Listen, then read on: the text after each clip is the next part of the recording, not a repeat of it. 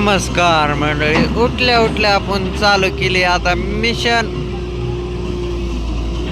आम्ही घासायला आता दात म्हणून आमचे बसले मित्र, प्रिय मित्र करतो म्हणले चालू मिशन. आता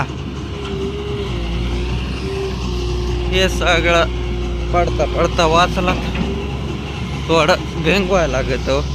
एरीला कसं लागलं पाणी हे इतकं भलं. इकडल्या साईडला सगळा कच्चा मुरुम निघाला आणि तिकडं त्याच्या बाली निघायला, ते काही मिशनला निघाना म्हणून आम्ही ठेवून दिलं. पाणी एकच नंबर.